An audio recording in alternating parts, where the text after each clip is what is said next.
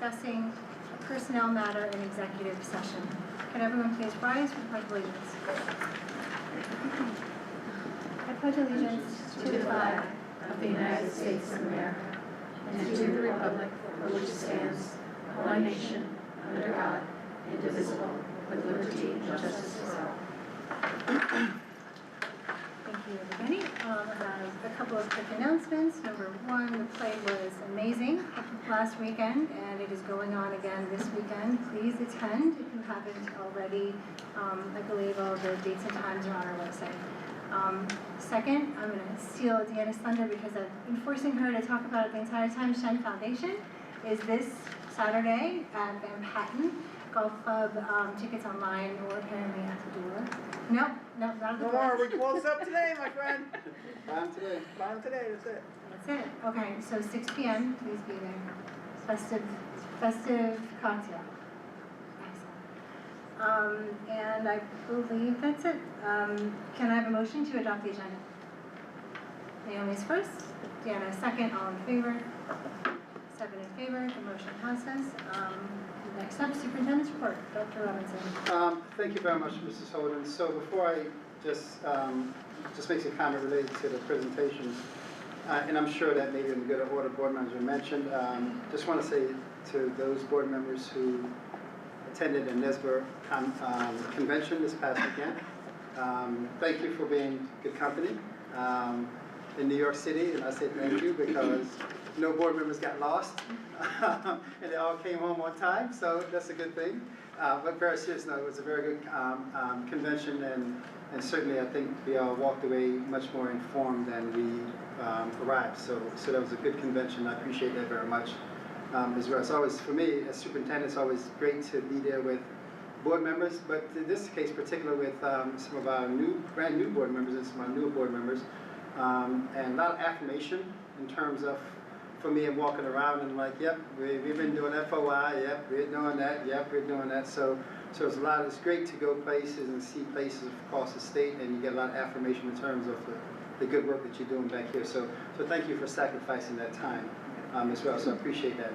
So tonight we have 3 presentations, and Dr. Wilson Turner is going to come and just provide some context to those presentations, and no action items for tonight because we have another board meeting, business meeting next Tuesday.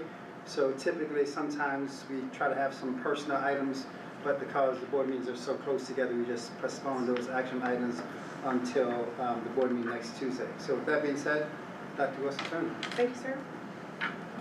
So first up, we'll have our federal grants overview, which I will present along with Mr. Davis, who oversees some key grants for us, and Ms. Mylod.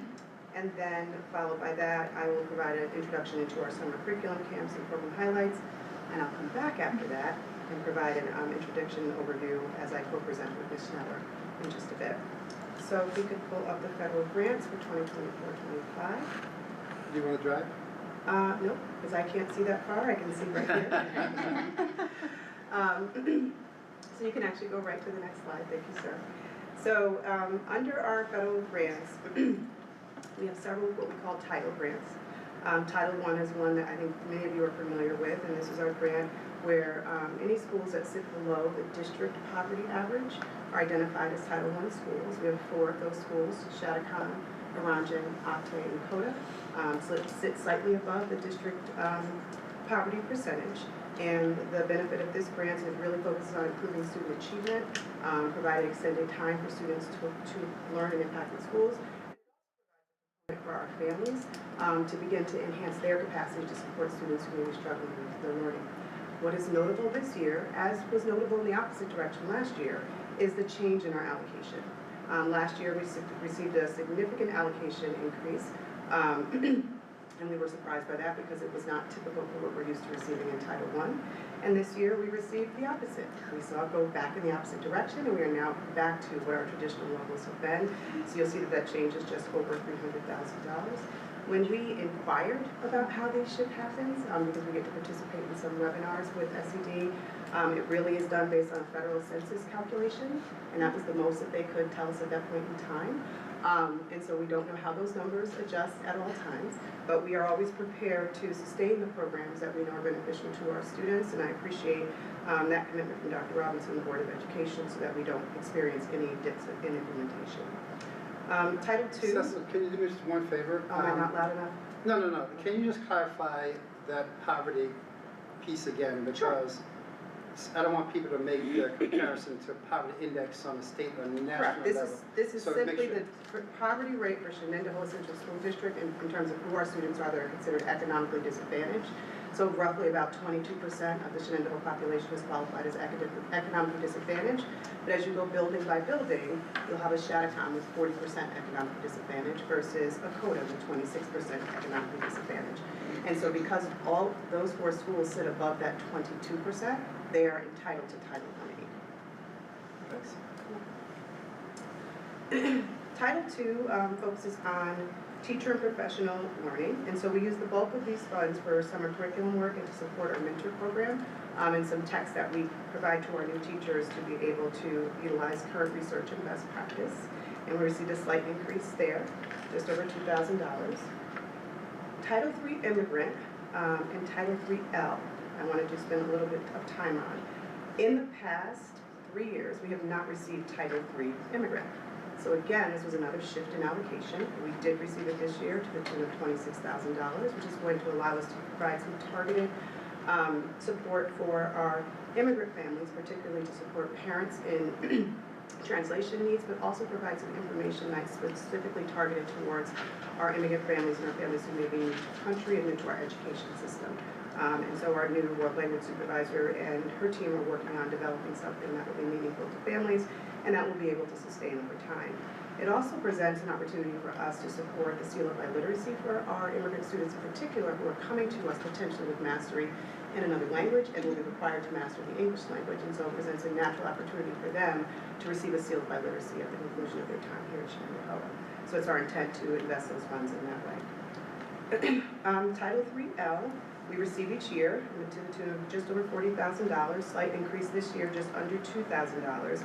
And the majority of these funds go to support our ANL's English language learners through our summer literacy program, which you'll get to hear more about tonight, how our program went this summer. And then we have Title IV, which we received a $30,000 increase in, which is wonderful because this is where we get to do some more focused specialty work to really enhance the academic experience for all students, regardless of their economic status in our system. And we at Shen choose to focus those funds on our equity, diversity, inclusion work, so that supports our ability to send staff each year to things like the Ithaca Diversity Symposium to begin to continue to build that base. I think an opportunity I shared earlier this week would potentially qualify as something that we could place there, just to continue to build our capacity as assistant in that area, as well as social emotional learning. You've seen Mr. Davis and Ms. Carmen come up and really talk about how we continue to support and integrate that, and so it allows us to provide opportunities there for professional learning. And this year we're supporting an artist in residency piece. I don't know if you've ever had the opportunity to see some of the work that is done with residencies, particularly in the English department, where they partner with local media specialists, filmmakers, to begin to help students tell a story in a different way and connect to our curriculum in different ways of engagement and enrichment. So a lot of wonderful opportunities are supported by our title grants. And again, they don't typically fluctuate much, but we as a district have been able to support it when it does happen, and we're truly grateful for that. And I will now move to Ms. Maiwar for our special education, section 611 and 619 allocations. And then Mr. Davis will take us home with just a recap of the ending of our federal grant fundings and our recovery grant. Good evening. So you have in front of you the 611 and 619 allocations. You can see that we did have some small increases this year. The bulk of this funding goes to staffing, special education teachers, aides, school psychologists, and then also what's known as ASEPs. That is our obligation to fund, provide funding to private placements that are state approved. So we have preschool programs, that are approved by New York State for students with disabilities, and we have school-age programs that are considered private. However, they are also publicly funded and approved through the state. And that is the majority of our expenditures. In addition to classroom supplies and materials, we have some large cost items that we ensure that we have enough funding to cover that. And you can see that our federal grants cover approximately 10% of our budget. Do you have any questions? 619? The 619 was, I'm sorry, I was encompassing both of them. The 619 is specifically for early childhood, which means preschool through kindergarten.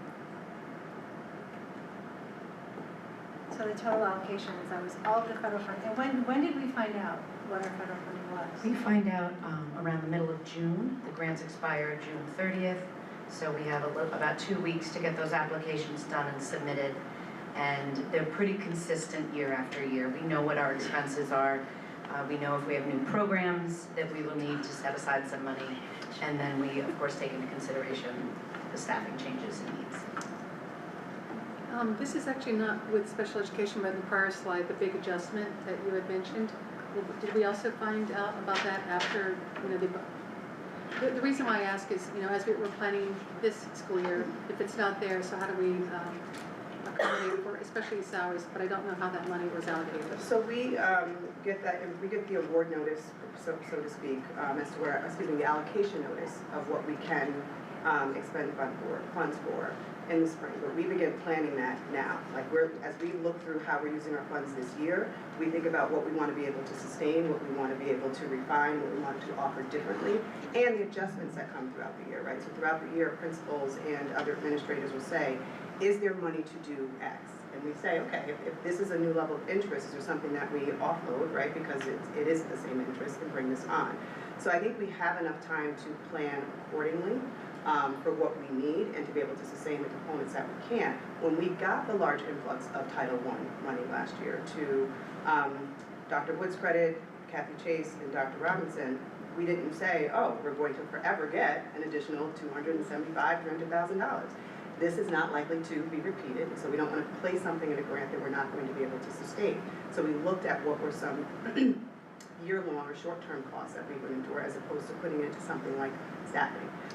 You put it into something like training or resources or materials that you're not going to need to renew the next time around. So when you see these bumps, we try to be thoughtful about how we plan for those and not put ourselves in a situation where we can't sustain what we want to be able to do. Thank you. And just for a quick point of clarification, recognizing again, we talk about grants and we use the term all the time. There are competitive grants that we apply for and you may or may not get it.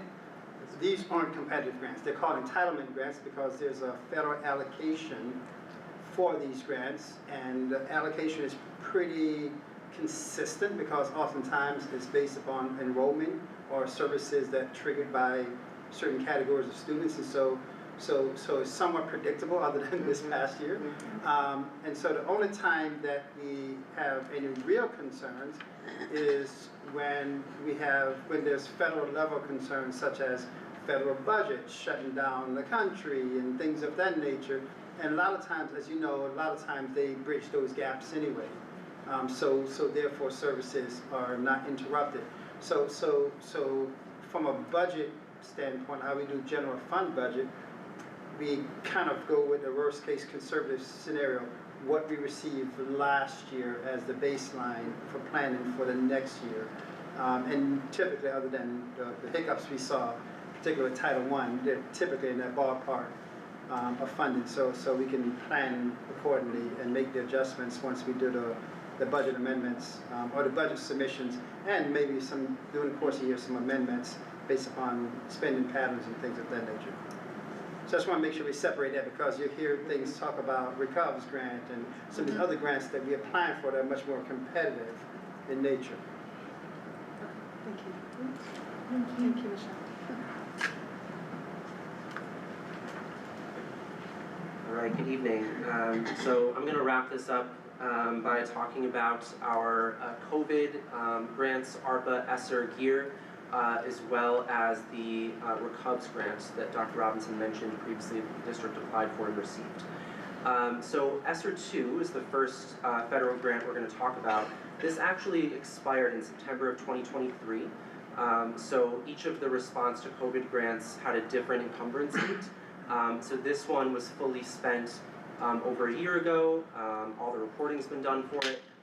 Essentially, this grant was used to respond to the effects of COVID-19, particularly as it relates to academic, social, emotional, and mental health needs. So you can see there a list of the investments that we made as part of this grant. I would highlight expanded access to extended day kindergarten. There was a significant uptick in students who may have needed that as a result of the lack of early intervention services provided to students during COVID. So we were able to do that. We also had a significant number of teachers, of course, getting COVID from time to time that led to an increase in substitute costs. So all of that came out of ESSER 2. In addition, we used these funds to expand access to the Future Ready grant, purchase additional displays and screens for the high school, but also all across the district, and even used these funds to purchase refreshed music equipment. So vast expenditures from across various areas of the district. So ARPA, very similar, again, used to respond to the needs that students experience as a result of the pandemic, academic, social, emotional, mental health. Similar investments here, translation services, additional AIS staffing, additional mental health supports through Saratoga Center for the Family. We did add an elementary behavior specialist initially using ARPA. So again, a broad array of expenditures to support the various needs that students have. So the next three sub-grants as part of the federal pandemic relief funds are specific to one area. So this particular sub-grant was only allowed to be spent during the summer. So we used these funds to address learning loss by adding additional programs to our summer school. So we're actually going to talk a little bit later tonight about the impact of some of these, but we had some arts enrichment classes. We started offering economics and pre-calculus for initial credit in summer school. We've added an additional school counselor in summer school to address the mental health and social emotional needs of our summer school students. And we also used these funds to supplement transportation to and from school for students in the summer. Reserve learning loss, again, specifically supposed to be used to address the concept of learning loss as a result of the pandemic. For this particular subgrant, we used it to fund some really targeted academic interventions at the 6-12 level, and also add academic intervention services K-8. So we had a math lab and an English lab at High School East as a result of this grant that was really, again, targeted academic interventions during the school day. We used this grant to pay for field trips, among other things, and again, also extended day kindergarten here as well. The last reserve from ARPA was specifically allocated for after-school programming. So similar to the summer grant, we did use part of this to supplement after-school transportation costs, field trip transportation costs that took place outside of the normal school day, paid for additional clubs in some cases, and we also used these funds to supplement startup costs for the new esports program. So we're very excited to be rolling that out this year. Again, we were able to do that as a result of federal COVID funds.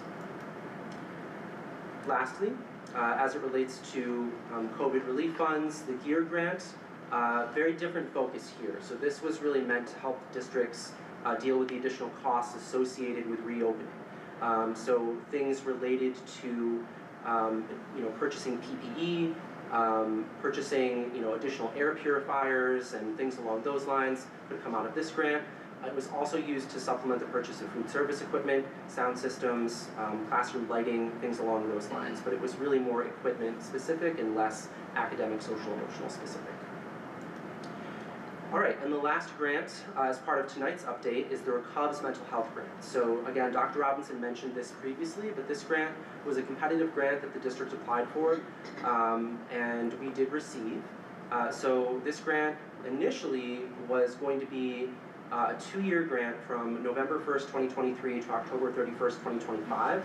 But because of how long it took for the state to actually approve the grant and release the funds, the state extended the deadline to spend these funds until June 30th of 2026, which is very beneficial to the district because we now have a full, really 2-year time period, 2 school year time period rather, in which to expend these funds.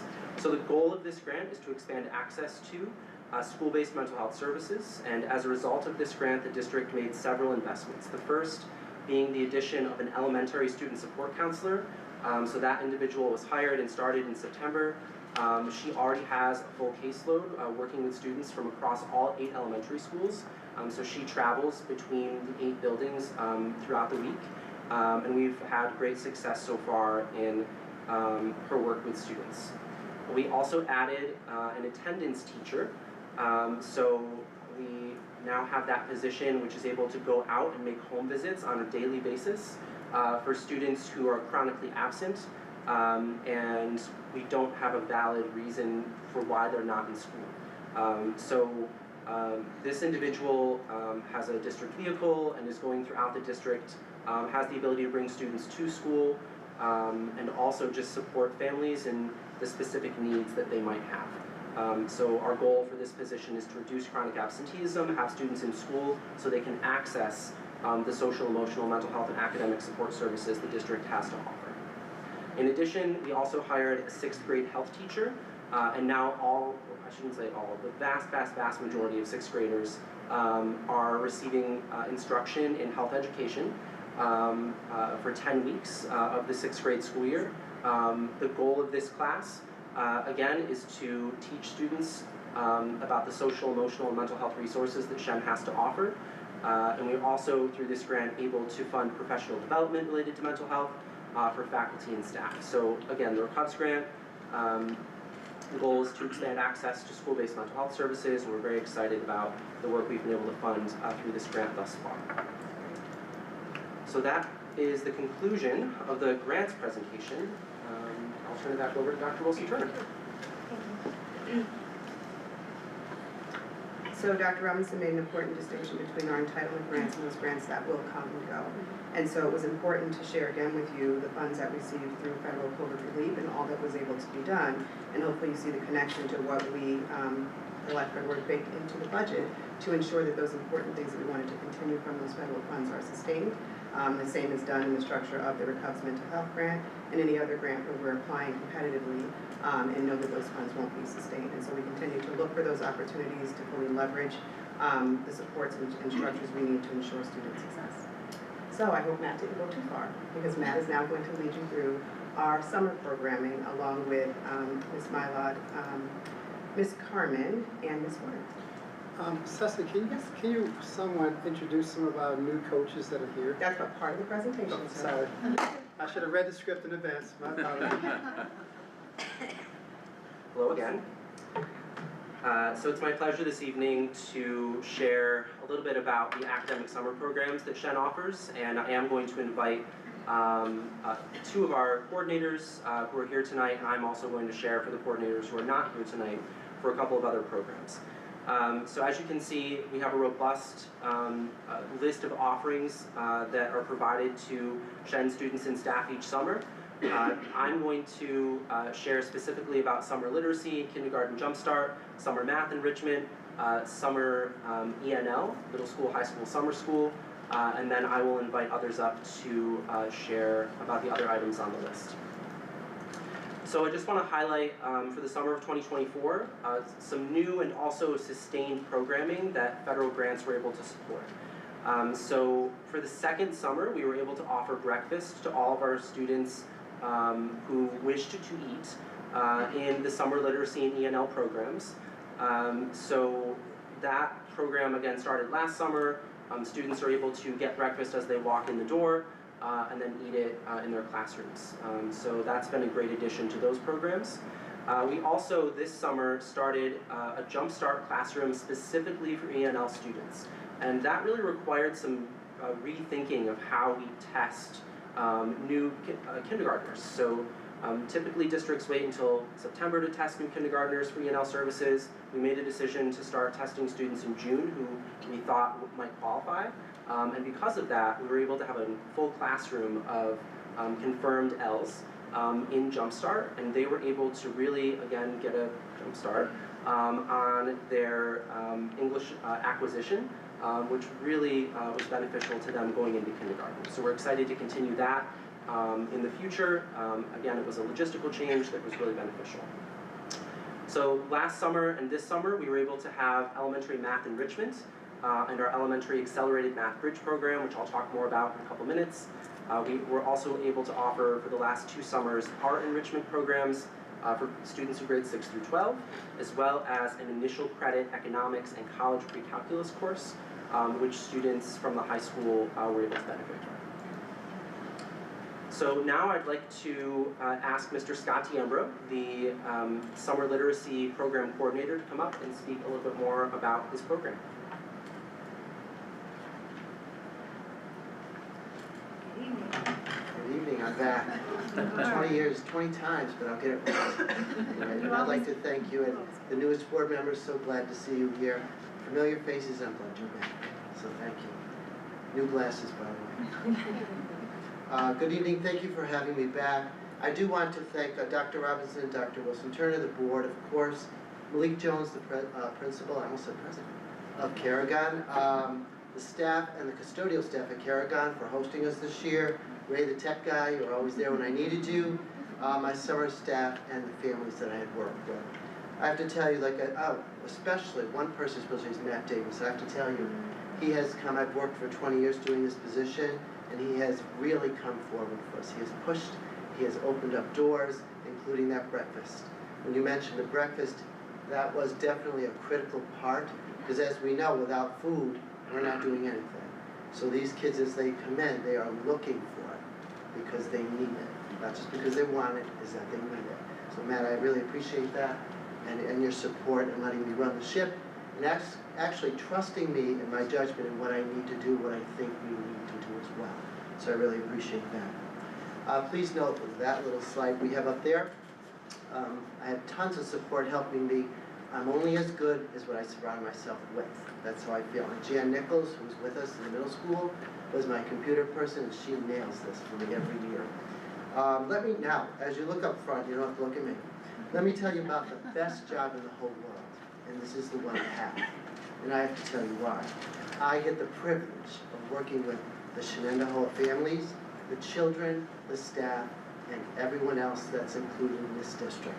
Bus drivers, it doesn't matter what you do, everyone is critical to this program. And it only makes me better when we work together. So I have a lot of fun with that. One thing we did do that's not on there, we had a family welcome time this past summer. We felt it was definitely needed because we have the 4-year-olds, jump starters coming in. And some of these families have never been to campus. They don't know what a Carrigan is. They have no idea where the campus is. So we brought them together, and I have to tell you, amazing. I was ready for 10, 20, 30, we had hundreds. I mean, it filled the Carrigan, Orenda, cafeterias, all the way to the back. Like that. A little sweaty, but we did it. And the questions were amazing. As long as we're transparent and honest with them, we can't lose. So they came, they brought their kids, they toured the buildings, absolutely outstanding. Another thing, when I talk about the students, you can't find better kids anywhere else. We know these are the children that are the most fragile. They know that they struggle to learn, and our job is to make them know that they can learn. So we've had about 320 students and families. I had about 35 staff, and together, we worked together, and we made a difference. We worked with them from the 8 elementary schools, where we worked on academically, socially, and emotionally. All the skills together. Reading, writing, and math were critical. But more than that, to make them realize they are good people. They will be good people, and you will learn how to read. So we have to let them know that they're valuable, and you can do this. And we're there to help you. We modeled how learning comes through passion to learn, and not the fear of learning. Don't worry about a test coming. We want you to be able to feel confident to move forward with yourself. So you can read that cereal box to make sure it doesn't have too much sugar. or maybe not enough, depending on what you want. We taught them that taking risks is valuable, failing is important, and to get back up and try again. Also included, what I've learned a lot from is those little jumpstart kindergartners. I'll tell you, 4-year-olds know so much that we don't know. So here they come into us like this big, and they're wobbling in, cute as could be. And my staff, absolutely amazing. It's fun to watch them chase them, especially, because they're fast. They're very fast. So those children have learned not only how to learn to ride the bus, but to come to school. What is school? What is a line? You want me to line up? What is a line? So we have done that. Also the idea of how to play. So much learning comes through play that we in this new world forget. That's the very basic. So my teaching staff have done a phenomenal job. And with the aide that we also hired, phenomenal job in having these children actually play, learn, and be happy people. So when they come back to us in the fall as kindergartners, they're ready. And more so, their parents. So those kindergarten teachers are very grateful that they're, it's a little less crying, a little bit more happy. So it's a little bit more for win for everybody. I also want to plug a little bit about my talented staff. Like I always said, surround yourself with people that make you look good. And I'll tell you, we have some of the best. I am so grateful for their dedication, their talent, their reliability, and their flexibility. It could be at any moment. That little 4-year-old's running, so I'm chasing with the kindergarten teacher or preschool teacher, and I say, hey, can you go here, can you do this? And they're right there. I've never got the answer of no. So I am so impressed and so proud of my staff. So in a nutshell, while using the New York standards, we expose our students to lessons that require help, to help them move them, to not only just be good students, but well-rounded. In the end, Shenendehowa graduates in a bigger picture, just good people. And that's what we're looking for here at Shen as well. We do this by providing smaller group sizes, individual instruction, building confidence. We go from I can't to practice makes, not perfect, but progress. Also the idea that, you know what's coming? This is August. Guess what? In 1 more month, you'll be back. And so many of them are going, yes! When they used to say, oh no, I have to do more. So there's a shift, a little mindset there for them. And as well as the parents. When their kids, as you know, people who have kids, if your kids are happy, you are happy. You're only as happy as your saddest child. So in my mind is, if we can do it, Shen is a happy place in the fall. So student progress and results are shared with each school. And that provides the teachers that do get these children with some kind of information. We do pre-tests, post-tests, all those little tricks as well. And also if we need to give them a heads up as to, Sally needs a little more of this, a little more of that, they already have that in the fall. So thank you so much for this privilege of leading this outstanding program. I absolutely love being here at Shen, and this is the best job ever. Thank you very much. Questions or concerns, Ms. Kelly? I like that. This is That's great. That was awesome. Thank you. All right, thank you, Mr. D'Ambro. So next, I'm going to speak about the elementary math enrichment and summer bridge programs. Gina Bolson is the administrator who oversees these programs, but she cannot be here tonight. So Gina actually took on kind of a dual role this summer of coordinating the programs and even taught a class because our demand for enrollment was so high in this program that we just needed an extra section. So last summer, this program filled up in about 30 seconds, so we added a lot more sections for the summer of 2024, and it still filled up in a few hours. So we have a lot, clearly very high demand for some academic enrichment programming taking place in the summer. So 2 programs here. The math enrichment program is for any student in grades entering grades 1 through 6. So it would be for students who are probably not being recommended for summer literacy, but also not being recommended for acceleration, because you can't do both. So this is really a program for our students in the middle, which is wonderful that we're able to provide that programming for those students. So we had 120 students who came over the course of a week, and this program was housed at Orenda. This program is really about engaging students in math activities that are engaging and fun. Yes, they're learning, they're being taught additional skills, but it's really an opportunity for them to play with math, investigate mathematical skills and ideas, and really have a lot of fun.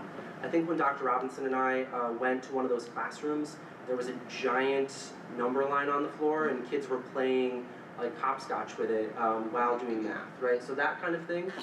You can see some of the pictures up there, doing some engineering concepts with building towers. Really, again, just engaged in play that's also teaching them mathematical skills and concepts. So that's been a wonderful program, again, that we've had for the last 2 summers, which has been exciting to see grow. The other program here is the Summer Math Bridge program. So this is for students who are entering accelerated math either in grade 4 or grade 5. So when students are accelerated at this grade level, they're actually kind of skipping over a year of traditional math instruction and getting a very accelerated look at the grade level that they're missing as part of this Summer Bridge program. So this program was about 90% students in person, and we also had one section that was virtual for families that just couldn't do in person due to vacations and things along those lines. But this again is an intensive 4-day kind of math camp where students are filling in those gaps from the grade level that they're skipping due to acceleration. And again, this fulfills a need for those students to ensure that they're successful in acceleration moving forward.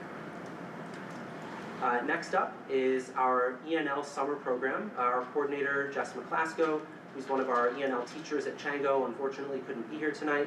But this program meets a need for our Ls. So this program is open to any L in the district. We had over 145 students in the program this year. Most of those students were in the elementary program, so it's again for students entering kindergarten through 5th grade in that elementary program, and then our students entering grades 6 through 12 are eligible to attend the secondary program. The elementary program is housed in the same site as summer literacy, and the secondary program is housed at the same site as high school summer school. So the goal of these programs is language acquisition.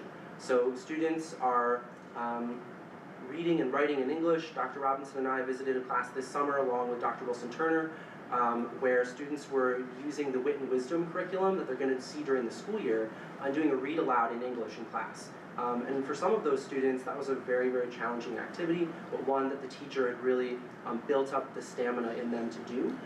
So again, just an exciting program to improve English language acquisition skills, for those students. The secondary program is more focused on vocabulary versus reading acquisition, and it is more content-based language instruction as opposed to academic English instruction that's taking place at the elementary level. So those are, again, the math and ENL summer programs.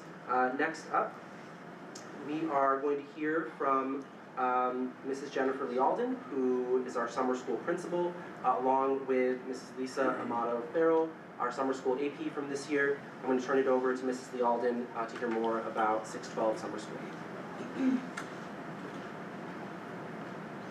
Good evening. It's nice to see so many of you again. I remember seeing a lot of you at our summer school graduation, so again, thank you for joining us. I do want to take a minute to introduce, if you don't know her or maybe remember, this is Lisa Farrell. I'm going to make her stand up for a minute. She's got, can I just sit in the seat on the side? So Lisa Farrell is one of our functional skill development teachers at the high school during the regular year, but she had her debut as a summer school administrator, and she did a really fine job working with our students, helping them make good choices when students did need a reminder about what our expectations were. She often did it very quietly, and I didn't even know it was happening until after she said, oh, by the way, I had to talk to so-and-so about what. So our students did make a lot of good choices, but when they needed reminders, she was here and supporting our teachers as well. So I will let her sit now and hopefully relax just a little bit.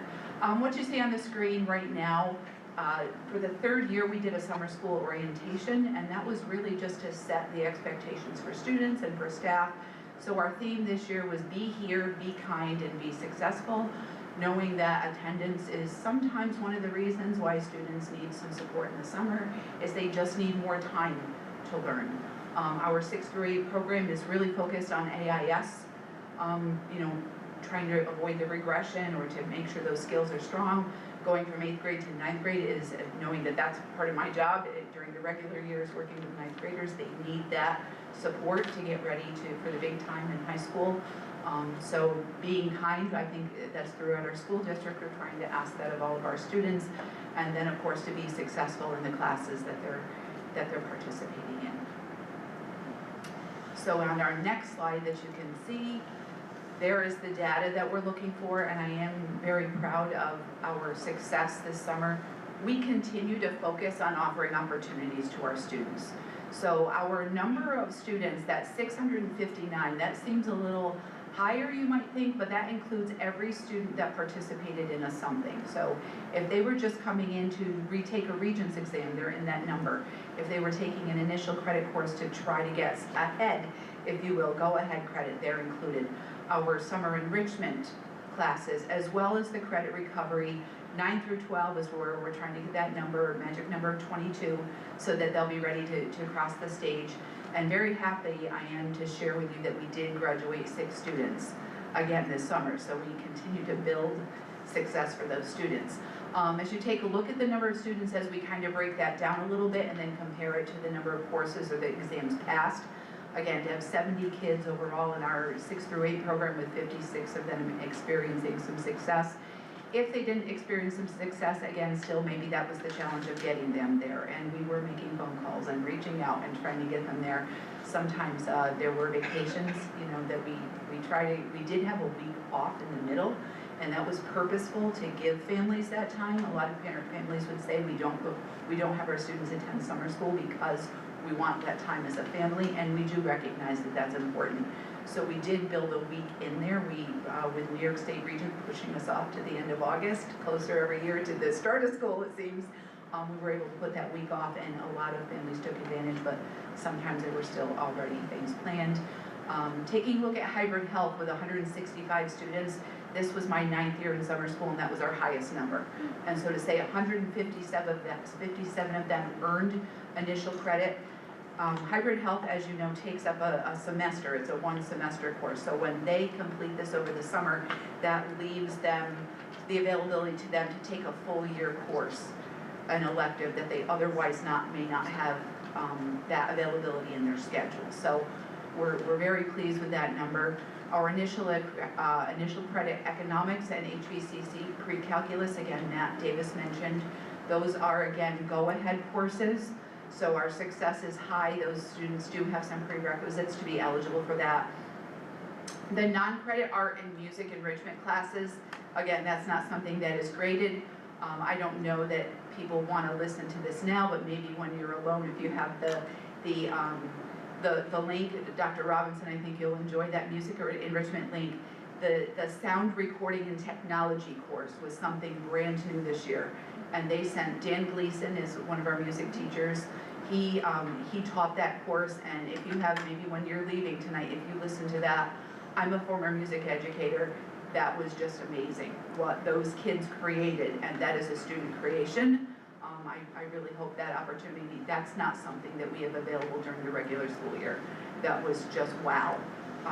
Checkpoint A classes, students that don't pass in June in 8th grade, give them the opportunity to get that off their plate, because that is a graduation credit that they do in 8th grade. New this year, we also offered Checkpoint B. Some of the teachers up at high school, they said, can we offer this? Students, if they don't get through it, a lot of these cases, these are kids that are, you know, well advanced, they can't take that, they had a conflict where they were going away when the course was offered in June. Why do we have to wait until June to January, to offer that again? We offered that in August, and 6 of the 7 passed. So that again is an opportunity, and it's new. Regents review classes were higher numbers this year. The one number I did want to just justify, if you look at the bottom, the Regents exams that were administered, we had 325 students register. And you may say, well, gee, Jen, what happened? Now only 151 passed. The thing about that Regents exam number is we find out how late in the school year that students didn't pass, with the school year ending so late. I have to give them a Regents exam number to NICEAD to get those exams ordered by July 11th. That's a very short turnaround window. So we registered just about every student that did need to retake. Some of those are students that, they were the higher exams, meaning chemistry. Ones that weren't required for graduation per se, but were, unless you were looking for the honors or the higher level. Some of those students, when it came down to it, they decided not to take it. I'm not necessarily happy to report that because I think we should always be working for that, but that's the reality, that it wasn't required for graduation, and some kids chose, or their families decided not to retake some of those higher levels. So that's why it's at 151. I think I just about hit everything. Oh, except I also do want to thank, as well as the board and Dr. Robinson, Dr. Wilson-Turner, I do want to thank Matt. When we're working with students in our program, we sometimes are required to think outside the box. Students come with unique needs, and we're really trying to get them across the finish line. So a special thanks to Matt. Sometimes when I knock on his door and I'm saying, Matt, this is what I need, and it's not traditional. Okay, and he usually is able to say yes, and it's not for me, it's for the kids. So I just want to recognize Matt, and that sometimes where I'm on the phone and I'm like, Matt, I just need this, and it's not a want, it's a need. So thank you to you for maybe putting up with me or tolerating me on the phone. Jen, can they take the Regents exam once, can they take it for a higher grade? I remember Yes, that. the way it goes is if you take it again, whatever the higher grade is, that's what's prevails. For all of them, right? Good. Okay, thank you. Thank you.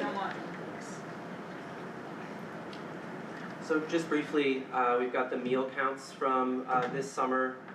We served over 600 breakfasts and 800 lunches across middle school and high school summer school, and even more than that if you're counting in the elementary meals that are served. So tons of school meals provided to students this summer. Next up, I'm going to invite Ms. Tamara Thorpe-Odom to talk about the Special Education K-12 Extended School Year program. So I'm actually introducing Mrs. Tamara Dorsey, who ran our summer program and did a fabulous job. So, Tamara. I had a name change, I got married, so. I was fortunate to run the special education program this year.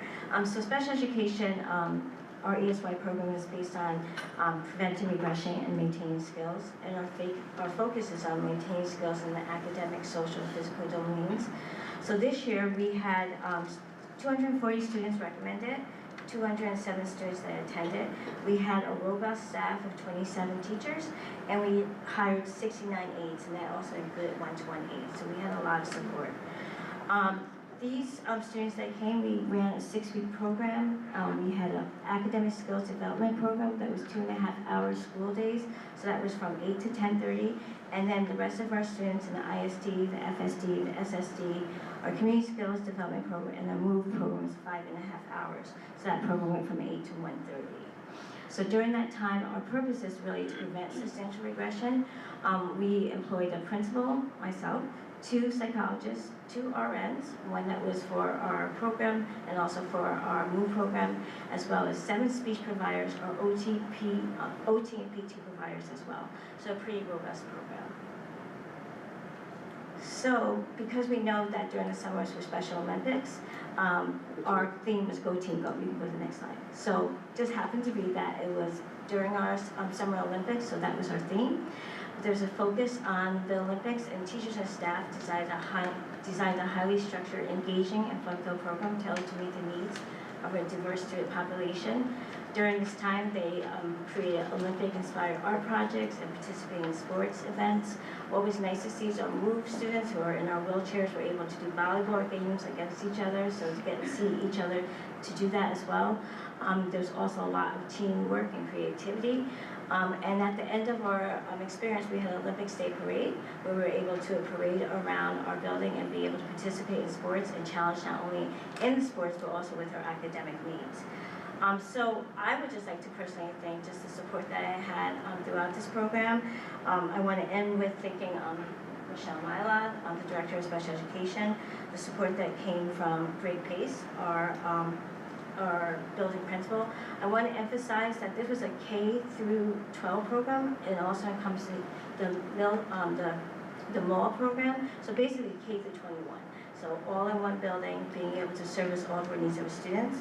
I want to thank, I think I saw Becky Carmen and the nursing staff for helping to support us with nursing. Many calls to Becky to make sure we had our nursing, as well as Barbara Salaper for facilities, Ray and the IMS support that was provided with our Chromebooks and our devices. The transportation department was phenomenal, making sure that our students got back and forth safely and also transporting us over to the pool. Campus Patrol Scott was not only just Campus Patrol, sometimes he filled in as my maintenance person, so he was great. And also, I want to also talk and think about and thank Dr. Wilson Turner and Dr. Robinson for entrusting me with this opportunity. And lastly but least, I wanted to thank our dedicated staff because it really takes a village. And so seeing and being in that moment, seeing all the needs of our students and our staff coming in every single day, providing encouragement and support to our students and to our families was one of the most enjoyable part of the program. So thank you. Thank you. Thank you, Ms. Dorsey. So next up, Becky Carmen is going to present about community education programs that were offered this summer. Good evening. So we had an incredible summer in regards to Shen Summer Adventures. The program saw a remarkable shift since, if you look at the slide, since 2022, we've had 233% increase in participation in these programs, which is huge. The growth of this program truly reflects what our commitment is to expanding opportunities and continually looking at how we can enhance the programs that we have and ensure that individuals are really having a true opportunity, obviously for fun, but also for growth as an individual and in really enhancing those social emotional skills.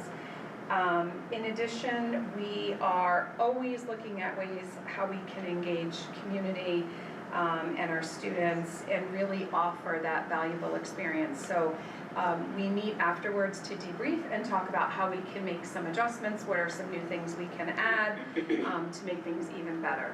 And the last piece that I want to mention is that there's a lot of work that goes into this. Karen Simone is our new coordinator for the Shen Summer Adventures, and we have a lot of staff that are very committed to this program. But more importantly, I want to put a little plug for the Educational Foundation because we, over the last couple of years, have been able to access funds through the Educational Foundation to really provide opportunities to students who otherwise couldn't afford it. And we do have, and a lot of work goes into that, working with Karen, working with the school counselors to really look at tapping on individuals to say, hey, this is a great opportunity, would you consider this?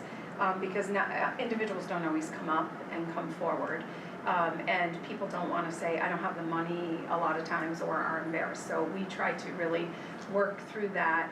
And this year we had 20 students in total that we were able to provide scholarships for, which was amazing.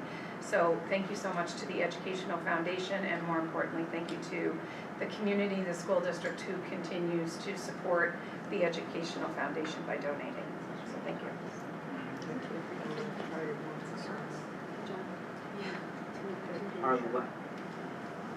Our last presentation this evening for summer programs will be led by Ms. Vicki Weil, Director of Professional Learning. Thank you, Matt. Good evening. I promise I will introduce the coaches in the room when we get to that slide. But first, I want to talk a little bit about the curriculum development that went on during the summer.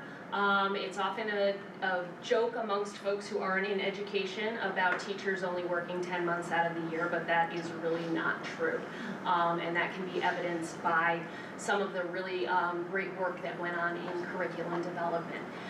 There are some examples there, and these are just a few examples of the different units of study or updates to assessments or development of new courses that went on.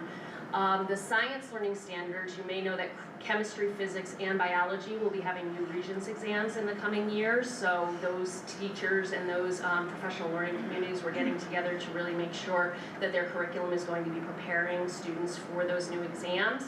As you heard Matt talk earlier about SEL, we're always looking at ways that we can integrate that into the lessons that are already being taught to students and finding ways to make sure that we're talking about those emotional aspects that go along with literature or go along with physical health when we're learning about our bodies. So finding ways to integrate that. You'll notice Wit and Wisdom on there. Grades 1 and 2 were introduced to Wit and Wisdom this past spring for implementation during September of this year, and so those teachers were getting ready for that, where there was also a lot of work done for grades 3 through 5, which implemented the year prior, but looking at supports and modifications really specifically around special education, our English language learners, and finding ways that our librarians can be supports with the knowledge building and the background building that students need to really access the program. And then finally, I want to mention those last 3 because those are ones that you would have heard about fairly recently through the IPAC process. Those are all new courses, animation, real world math, and grade 6 health. So we had folks in working on developing those courses. So tons of hours of work from those teachers who had the summer off. And Summer Academy for Educators is our overall umbrella name for the professional learning that is offered during the summer. So up there you'll see the names of our professional learning team, and I do want to acknowledge those that are here with us this evening. So Vanessa Kramer, Amanda Larkin, and new to our team is Angela Kinney, our coach for special education. I want to acknowledge that Emily Patterson and Erin Gerard are not here this evening because they are actually at a coaching conference right now, learning more about their craft to bring back and help the team continue to move forward.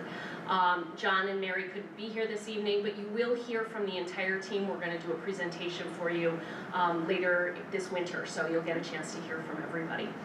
I also want to point out that in addition to doing curriculum work, we have teachers who come in and offered that they will instruct courses for us. So there are names there as well of teachers who came in and actually gave professional development for their colleagues. And I also wanted to make sure that I acknowledged our restorative practices facilitators. We have a group of 10 now, including Mr. Davis and myself, but 4 of those came in during the summer to offer trainings at Oct.29, Chango, and Matt, do you remember? There was a general one. There was a general one, that's right. And so those folks are really helping us get the word out about restorative practices and why we're so embracing it and wanting to make sure that everybody in our Shen community has the opportunity to learn more about it. So some examples there of some of the courses that were offered over the course of the summer. I want to highlight the Stolen Focus book study. That was a suggestion by Brianna Perillo. She's one of our Oranjan teachers, and it was going to be a 2-part book study during the summer, 3 hours on one day and 3 hours on another day. And Brianna had over 20 teachers come to both sessions, which is just phenomenal. So I wanted to make sure to give her a little accolade for being willing to put that together and to share it with her colleagues. If you could go to the next slide. So last year, you probably don't remember this, but we were having our first PD Palooza. And PD Palooza was an idea that came out of the Professional Learning Committee, where some of the teachers said, you know, during the summer, if I'm gonna come on campus, I don't wanna come for just one thing. I wanna come and I wanna get more out of my day. So last year was our first one, and we did it successfully again this year, a full day conference style PD event for teachers. Dr. Robinson, if you wouldn't mind going to the next slide. This might be a little overwhelming at first, but these were all of the different things that folks could do during the course of the day, and they got to choose. The only one that was longer than an hour was the restorative practices session. But over the course of the day, they were able to take 4 different courses. We had Panera, folks could order Panera that was delivered to us, or they could go out on their own. And then at the end of the day, we had a wonderful, once again, raffle for all different prizes that were donated by our vendors or by members of our Shen community. One more slide if you wouldn't mind, Dr. Robinson. So there are some photos there just of folks learning together during the summer, some of the prizes that were donated, and then in that upper right-hand corner, that is the entire group of folks that came to learn during the day, there for the raffle at the end of the day. And it's been such a fun event, and we've gotten so many positive responses on it, so it's really wonderful that we were able to pull it off for the second year and have enrollment go up just a little bit. So we're hoping to continue and see it grow in the future. Thank you very much. Thank you. Thank you. So this was my first summer at Shen, and I found out that Shen does not shut down for the summer at all, as you can see from the robust presentation this evening. And I want to say thank you to all who presented, Mr. Davis for taking us over several programs, and all of our coordinators who put a lot of time, effort, and commitment into ensuring our students have a wonderful experience, as well as our Office of Professional Learning to ensure that our teachers are able to continue to learn and grow and develop what is needed for the start of a successful school year. So always wonderful to hear that presentation.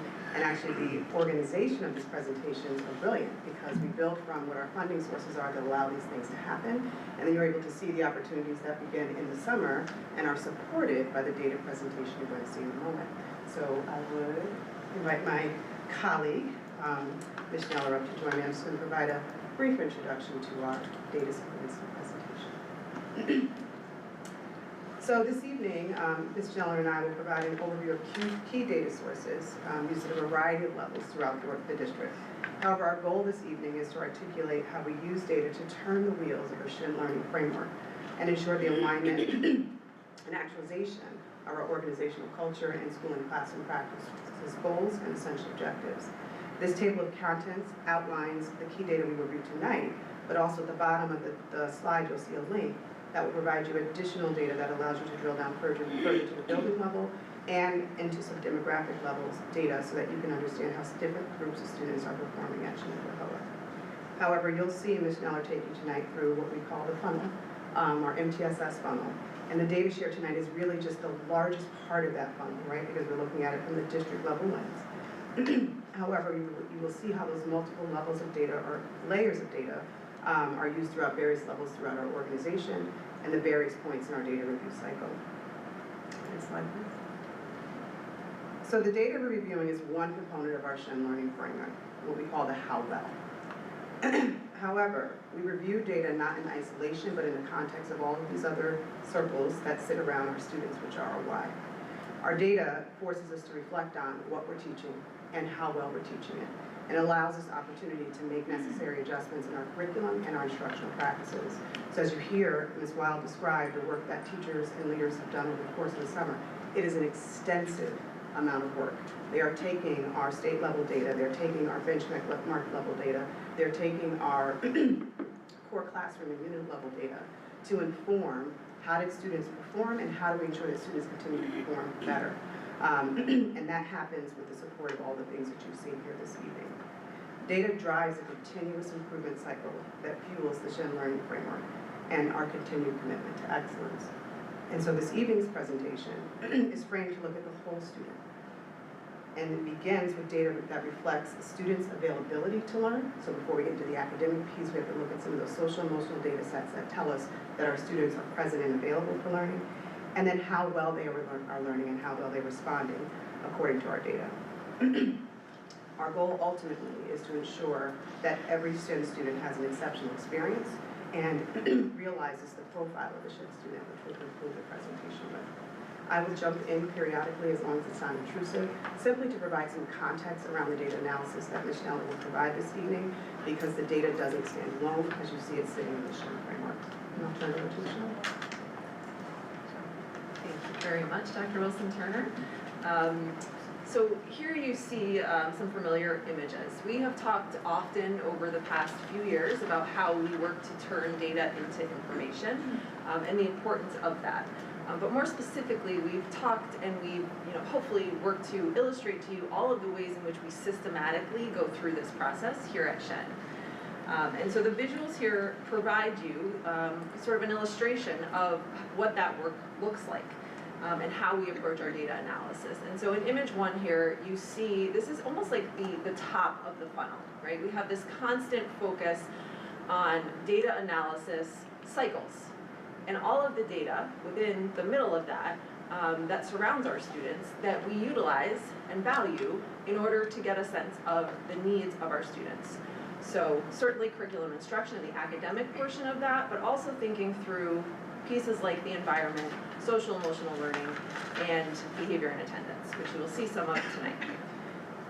So when we look at then how this image sort of transitions down through our funnel, it illustrates again that cyclical nature of the data, the fact that we have multiple stakeholders reviewing this data at many different points throughout the year, all so that we can get down to that commitment to excellence, specifically the strategic decision making and the realized opportunities, which again, I do really think this is a cool order of presentations because you guys have gotten to see so much of what kind of goes into and how all of this does really connect in this way of cycles.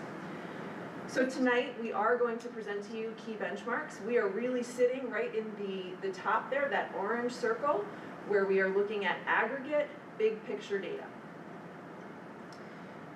So important to note, as Dr. Wilson-Turner did, when we look at data, we don't just look at key benchmarks. We don't just look at what's here tonight. We often look at subgroup analysis so that we can really truly understand the needs of all of those sitting in front of us. And it's through these collective efforts and understanding all of this information that we again are able to understand the needs. So here we look at enrollment just to get us started. So when we think about the 9,346 students currently enrolled with us to date, this just provides us a basic breakdown of what that enrollment looks like across grades K through 12. We move on from here to subgroups, as I noted. Always important to understand the population of students in front of us, and then as we look at each data set, we want to make sure that we understand the unique experiences that each group is having, so that we can work to adjust our practices to ensure that there is a similar experience had, an excellent experience had by all students within our system. So again, as we've noted, we know that first and foremost our students need to be here to learn. They need to be present, not just physically, but in other ways as well. But first we look at here, we have the average daily attendance rate. As a district, you can see the red line going across the top here. Our average district daily attendance rate is 96.7. And then you can see by grade level what that percentage looks like across K through 12.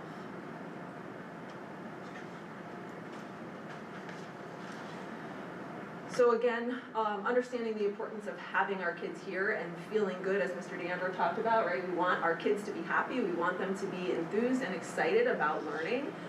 And that means we need to also consider what are the levels of engagement and what are the areas in which they are engaged.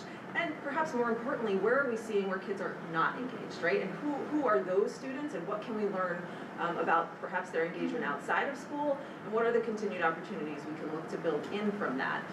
So with this slide, you see some comparisons between last year, 23-24, to then 24-25. You see planned clubs. So this is all connected to our ECA units and approvals in that way. So in 23-24, again, you can see the number of clubs that existed. You can see then the number of students that were engaged in those clubs, and then the percentage of those students out of the whole. You will notice that there are 2 blank columns. That is purposeful, that they are blank at this point because this is ongoing work for us at this point in the year. So we know we have a sense of what the number of clubs that are planned for the 24-25 school year are, but we don't yet know exactly who is engaged and rostered into those clubs. And so as we go through the year, we will be checking in, we will be looking, we will be monitoring the percentage of students engaged. We will do that through looking at the number of students on each roster in the clubs. For the tri-building, are the tri-building clubs like mentioned in each one, or is it just mentioned in one? Right, because there's a couple of Crossover. Yeah, the crossover. So is it in Acadia and Gowanna and? So the way that the data was organized last year, the way that we collected it, as you can see here, they are all kind of lumped together. That's just the view that we got through the ECA unit collection.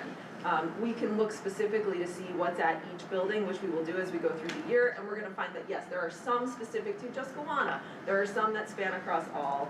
It's kind of a mixture of both. Also, if I might add, my experience is that it's based on the ECA unit. So it might be a tri-building club, but if the ECA unit is going through the Acadia office, it's gonna show up as Acadia. So this is the, yeah. So in addition to clubs, extracurriculars, and activities, we also look at sports, and so here we see a comparison with 23-24 participation numbers versus 24-25. You know, although we're looking at sports and engagement here, this is, I will say, not a direct apples to apples comparison because our 23-24 numbers are from winter, spring. We have different sports that are occurring at that point as compared to the fall. And so these are for our fall numbers. So, you know, again, we're not looking for equal one-to-one here. We're looking to get a sense of who's engaged, what are they engaged with, and what does that look like throughout the year. And again, who are the population of students that we need to look to pull in terms of engagement a little bit more. So here we move to some restorative practices. Restorative practices are used across the district in many ways, as you have heard in various presentations. Since April of 2023, we have trained over 90% of our administrators, our counselors, our psychologists, and our behavior specialists. In addition to that, we have worked to train 200 teachers and roughly 100 support staff. As you can see, we believe in this work, we value this work. And so this is really just a snippet of the work. Here you see resolutions used for disciplinary incidents in just the first 31 days of the school year. And so you see the comparison from last year to this year. Again, just the first 31 school days. And this is really, like I said, just a snapshot as we begin to integrate these practices into our structures and systems. We are now getting a sense of what is that looking like and how can we continue to build these things in over time. The addition of community service is a relatively new piece. So we'll begin to kind of take a look at what that looks like and how can we increase that a little bit more. So again, just a snapshot of some of our restorative practices across the district.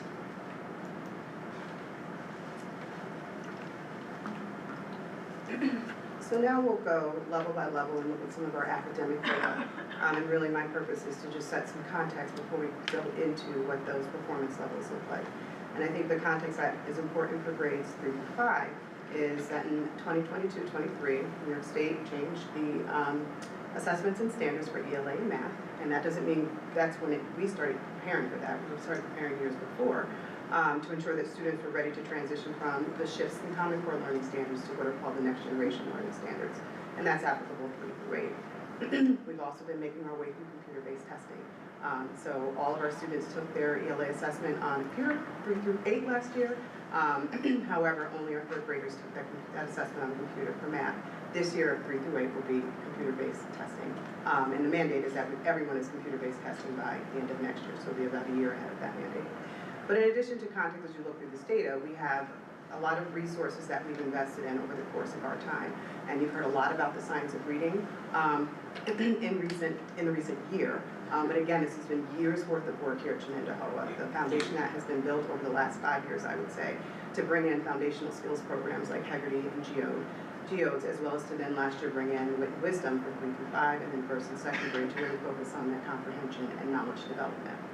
In mathematics, we've remained consistent with an Envisions resource. However, again, being responsive to the adjustment in the standards, we took time this summer under the direction of academic administrators to redesign assessments to ensure that our assessments are not just clearly aligned to the curriculum that exists in Envisions, but it's clearly aligned to the next gen learning standards and serves as a fair predictor of how students will perform on our state assessments. So again, all of this context is to help understand how we take this data and then use it to shape the work that we're doing in our system.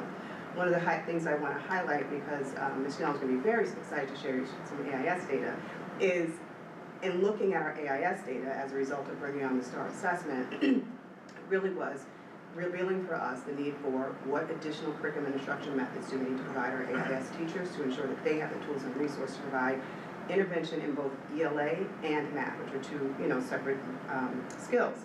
And so we were able to bring on through the board approval process and IPAC, the Bridges resource to really structure what our math instruction looks like and continue to investigate additional supplemental resources to support ELA intervention instruction. And as a result, we help to continue to close gaps for our youngest learners as early as we can to ensure that our numbers and proficiency continue to gain in that way. And lastly, this year was the first year of the return of New York State Science Assessment at grade 5, and then again at grade 8. And again, it was redesigned to be in alignment with the New York State Science Learning Standards, so a lot of standard shift, 3 through 12 for us. And you may not know that the New York State Science Test hadn't changed since I administered as a teacher 15 plus years ago, but now has changed significantly and has what they call science investigations that our students are responsible for completing before they take the test in 5th grade. And they are not tests, they are really lessons that teachers have to take students through in order for students to have some foundational information to be successful on the assessment. I give New York State credit as our first time through this assessment. They really took a lot of feedback from the field as to how our students felt taking the test and what adjustments can be made along the way. So really our science data will not be able to show an apples to apples comparison because that test has changed so significantly with the result of those standards. Thank you very much. Important context for all that we will take a look at now. So here you see proficiency levels for the New York State ELA assessment for grades 3 through 5. Really, this is almost like non-telling unless you ask questions, right? And so really this kind of leads us to where we go next with the data, and that is, well, what does this look like in comparison to past years, right? So that brings us right to our next slide. And then with that, what do we need to do, what do we need to understand about those students falling within the level 1s and level 2s, right? And that then leads us to some of our academic intervention service data because that's where we're digging in to say, okay, what are the needs of students within this bucket, right? That's where our STAR assessment becomes important, that's where our diagnostic information becomes important. It's not just one data point that leads to our students need more, right? So here we see a 5-year comparison of ELA assessments. Now this includes 3rd, 4th, and 5th grade, but it shows us the proficiency again over the years. So some important things to note here, obviously, and you'll see this as we go throughout, right? 2020, we do not have scores for 2020. There were no assessments during that time. You'll notice in 2021, though, that scores look a little bit differently. And as you go through in your assessment these, you kind of stop and say, wait, what happened here? Because in 2020, we know what happened, right? And this one is, I think, pretty clear to answer.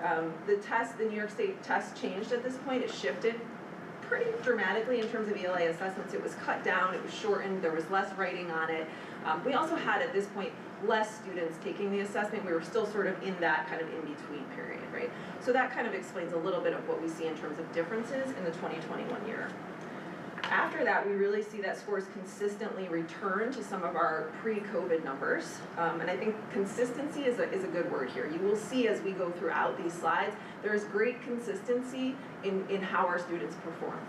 And obviously, I think that lends itself to the consistency and the structures and the instructional decision-making that we have in place because we are constantly assessing and understanding and doing curriculum work and meeting as PLCs to understand and address and adjust to these needs of our students. I think the other thing to note here is just that our proficient students are staying proficient, but we still need to work, again, to address the needs of those falling within those lower buckets. And this is really where some of our MTSS framework and what happens within that comes into play. So we move from here to look at math. Again, same idea. We're looking at proficiency levels for 3rd, 4th, and 5th grade. The one thing that you will see as you go through a lot of our data in terms of ELA compared to math is that our math proficiency levels often look up here. They are just slightly higher than some of our ELA proficiency numbers. And so again, same thing here. What is this telling us? What does our year by year look like? So here again, we have our 5-year comparison. The percentage of proficient students has increased slightly, while the percentage of non-proficient students is decreasing, right? And that's obviously the direction we want things moving. So when we look over 5 years here, we see some pretty good trends, and we see, consistently that students are scoring, 70 to 80% of our students are falling or scoring within that proficient band. So here we get to science, and it's kind of like bam, right in your face, you see the difference, right? So as Dr. Wilson-Turner noted, the assessment in 2024 was very different from past years. And it looked different for, everyone across the district, the state, and it looked really different for us here. The average, I think 35% of students were proficient across the state. Our proficiency levels are 15% higher than that. So although we're pleased to score above the state average, we're not pleased with where we are, right? And we will continue to dig into, as we already are, understanding what do we need to do to really create more of a robust understanding of science and those experiences that each child needs to go through. So from New York State assessments, we move to our STAR universal screening scores. And I want to just take a second here to talk about screening in general. So STAR Renaissance is our universal screener that we use. Students K through 8 are screened 3 times a year, fall, winter, and spring. They take reading and they take math. There are 2 separate components of that assessment. So what we see here, you'll notice at the top, STAR EL and reading. EL stands for early literacy. I apologize, I should have written that fully out. So STAR early literacy and reading. They all encompass the reading literacy skills. Kindergarten and 1st grade takes early literacy. Early literacy encompasses more of your foundational skills that students at that young age need to understand and learn. And as they move and progress in that, they then move on to STAR reading. So here we see proficiency levels broken out into 4 different categories. We look at students in the green who are at or above the 40th percentile. We look at those falling between the 25th to the 39, and we then look very critically at those in the 10th to 24th percentile and those falling below the 10th percentile.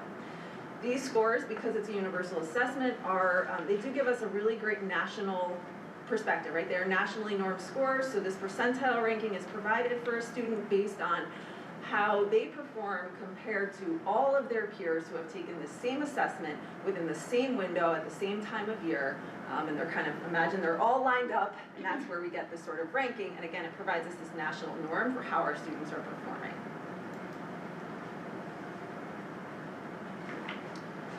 So here we see math. Similar, this is from STAR Universal Screening. We see the percentile rankings and the breakdown of our students falling into each of those buckets in math for 1 through 5. So from here, we move into our AIS, or Academic Intervention Service data. And as Dr. Wilson-Turner mentioned, yes, I am very excited about this data. Not just for what it tells us, but because I think it really speaks to the ways in which we have, over the past few years, worked to create a system for understanding the needs of our students. And so 2-3 years ago, we couldn't really look at this data in this way. We weren't really putting kids into groups by tier 2 or tier 3. Tier 2, just for definition purposes, our plan notes tier 2, our MTSS plan notes that tier 2 is strategic, intentional, targeted instruction for students who need a little bit more. Tier 3 is specialized instruction for students who need a little bit more intense instruction because the gaps are a little bit larger at that point. And so here we can get a look from 1st grade through 5th grade, the percentages of our students who are receiving these tiered services. This is specific to ELA. So what I think is exciting about this is we really can start to see the correlation between, again, what I noted before there, where we need to dig into those reds and yellows where students are falling below proficiency level. We then can correlate to say, and over here, here's where we see those students receiving those services, right? So when we look at grades 1 and 2, there's 2 things to note there that are important. Number 1, early intervention is the best intervention, right? So we want to intervene early so that as we see, these numbers decrease. We don't have as many students in need of academic intervention service in 5th grade as we do in first, because we are working diligently to understand those needs, close those gaps, and move them out of AIS. We also notice, and you can stay on this slide because you see the same thing pretty much here. Again, when you look back at the grade levels and the percentages of need in terms of proficiency or non-proficiency there, you see correlations between that and what we have here. So this is a similar slide. This just shows us the map and the percentages of students that are receiving AIS support within math. Pop to the next slide, thank you. So very briefly, I just want to highlight as we transition to 6-8, very similar to what we'll see in 3-8 in terms of context, standard shifts, assessment shifts. But I want to highlight, again, the focus on some of the academic intervention services work that has been done in terms of structuring classes. So both ELA and math at the middle school level, academic intervention services are provided by the core classroom teacher. So that means that student sees their core classroom teacher for their core instruction and then again for their intervention. And what is great about that is what tends to happen is if the intervention is separate from the core classroom instruction, those two ships never cross in the night. And having those two things intersect allows that teacher to constantly be meeting the needs of those students both in core instruction and academic intervention. That hasn't been able to happen without the support that we've been able to put into the budget in terms of providing both Tier 2 and Tier 3 level instructors for our middle school level, again with that goal of seeing those gaps close very early before the students move on to high school. And looking at the data and all of these different cuts of data, it really has informed not only the curriculum and instruction work and the assessment design work, but our grading practices work. And so that's been a constant conversation at all levels, K to 12, particularly in middle and high school, as we look to ensure that all of these data sets triangulate and tell the same story about a student as the report card tells, and so there are no surprises for our families as we continue to kind of tie back that circle around the Shen learning framework. So these middle school slides follow the same format as elementary. So here we see ELA assessment by grade. Again, begs the question of how do we look over 5 years? And when we kind of take a look at that, we can see that there's a consistent decline in the percentage of students receiving a level 1 or 2, and an increase thus in the level 3s and 4s over those grade levels. I think that has everything to do with every other piece that you've heard tonight about what we are doing to understand student needs and put structures in place to address that. Same thing for ELA as we go forward. Did I screw up my slides here? So here we have math assessment. Sorry, I'm looking at mine and they're a little bit different. Here we have math assessment 6 through 8 by grade level. You notice here, again, the small numbers of those falling into level 1s and 2s. Again, we then look next at how do we look over 5 years. This is a very pretty slide in terms of how those numbers change, right? And the colors. And this is why we like both for presentations, and this is why we fold it into platforms that our teachers use also, because when you look at things in color, it sometimes just pops a little bit more and it tells you the story perhaps just a little louder. So here we again see the decline in level 2s and level 1s and the increase in level 3s and 4s over time. That's the direction we want our students moving. Here we have science assessment. This is the grade 8 science assessment. Again, 2024 was based on the new science learning standards. We see not a great deal of variation in these scores. We still have some pretty good consistency as we look across the years. So now we take a look at the universal screening data. Again, 3 times a year. These are our fall 24 scores for grades 6 through 8.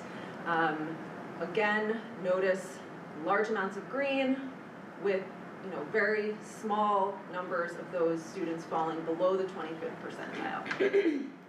So when we think about what's happening at the early levels moving up, right, proficiency is consistently increasing as we move up the grade levels. Here we see STAR Math, very similar picture. If you blinked, you probably, and didn't look at the titles, these look very similar from reading to math across grade levels.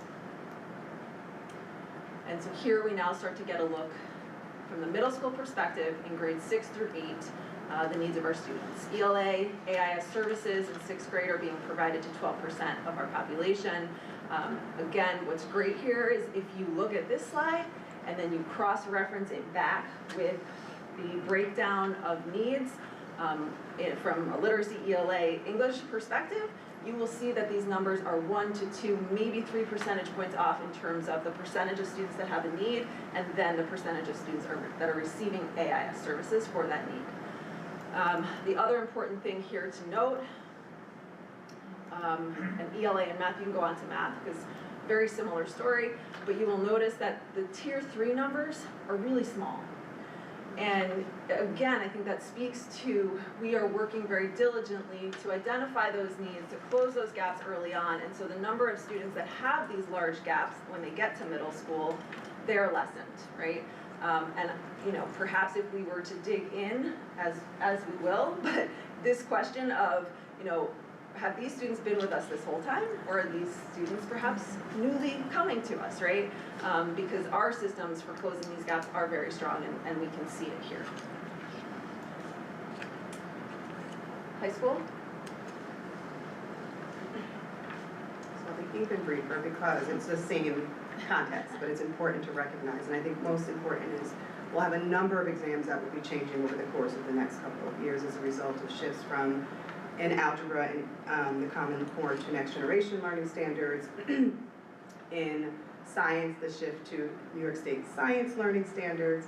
And we did a shift a few years ago in social studies to the social studies frameworks. But what that means is we then have to take our data and what we know about our students and the new standards to reform curriculum. And what I didn't mention for middle school is at the secondary level, we're not picking up a resource and shaping that into our curriculum. We're using the talents and knowledge of our teachers, the knowledge of our data and knowledge of our students to design curriculum for the students who are sitting in front of us to ensure that we're tackling instruction at the rigor of the standard.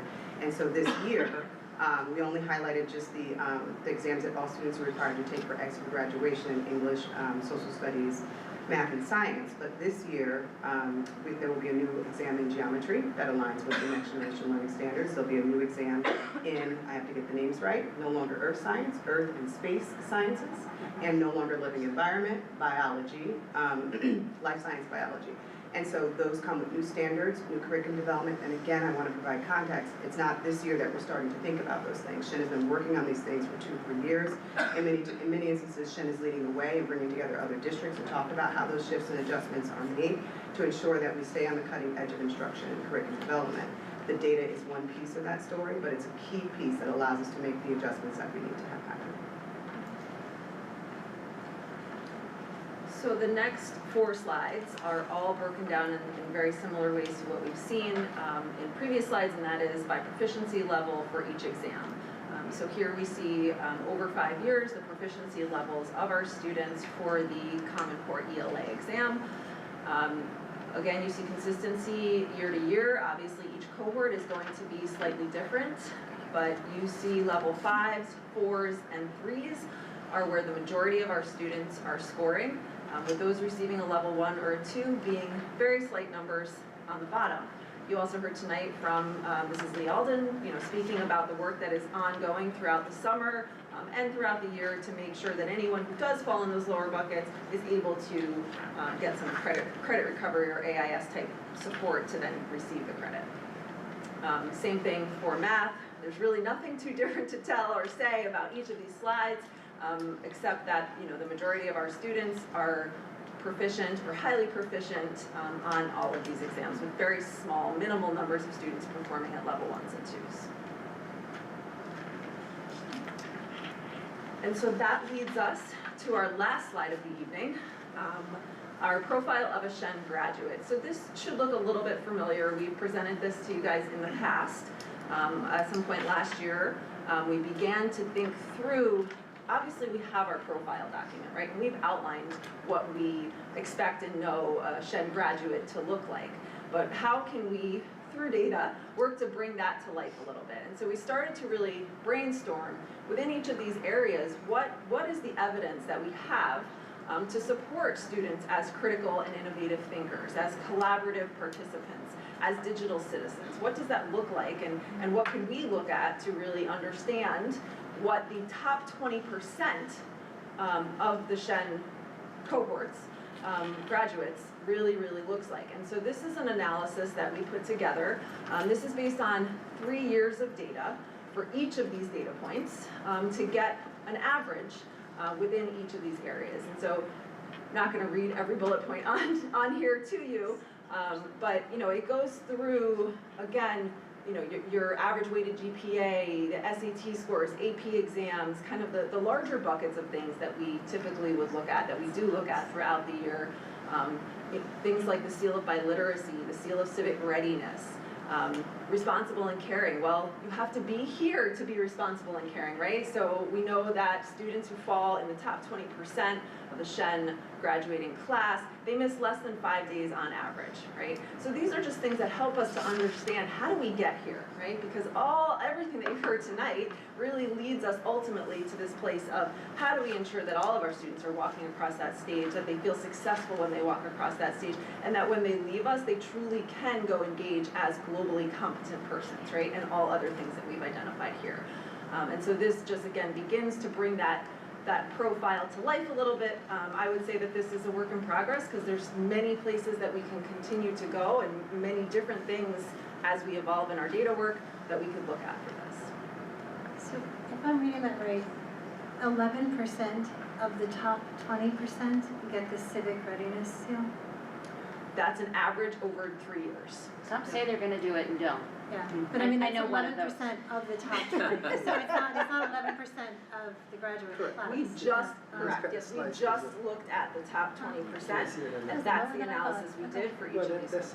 I'm shocked by the 17% having a perfect region score. I'm not. 17% of the top 20. It's just, That's still wild. It is, it's. They had it perfect. it's just, that's bonkers. A lot of kids, I don't know. Yeah, that was one of those. Yeah. I'm just all about passing. All right. We're not gonna get into debate. It takes some time. Cecily, you're gonna. So we will close. So the goal of this evening, as stated earlier, was to provide you an overview and a snapshot, right, of our data analysis that happens from the district level all the way down to the student level, and how those data points are only as valuable as the context in which they are placed and how they are leveraged to continue to refine how and what we teach to ensure consistent, proficient outcomes for all of our students. The MTSS data funnel starts with the district level data, but drills down to the profile of a student. Which drills down to the profile of a student that defines the Shen experience. And what is wonderful about this is it serves as a natural foundation for our transition that we anticipate coming with the New York State Education Department proposal to move to new graduation measures. And if you've looked at any of those documents and you've seen the profile that New York State Education Department is proposing, you will notice that the majority of those elements, actually all of those elements, live in the Shen profile already, maybe named or titled differently or baked into different categories differently, but they are all there. So we are well poised to make that transition when they finally reveal that timeline. But our purpose always comes back to ensuring that we have that consistent experience for all students. And you will later hear a presentation about where we go with graduation measures. That will serve as a natural next step from this conversation. So I want to say thank you to Ms. Schneller, Yes. the office, all of our coaches, academic administrators who work to make this happen.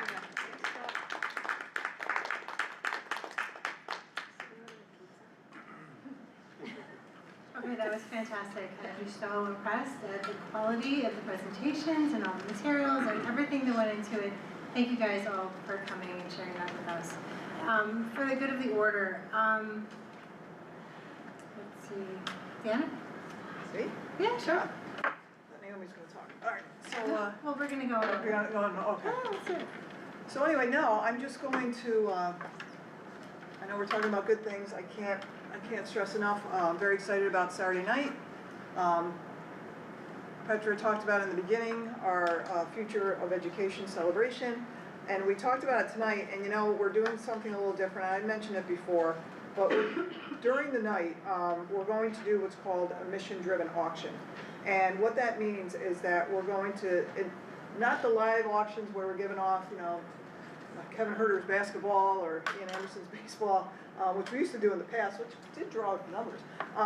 But now we're going for experience of kids, right? And what can we do to better those experiences. And one of them was Sea Camp, that we're going to raise some more funds to send even more children, right?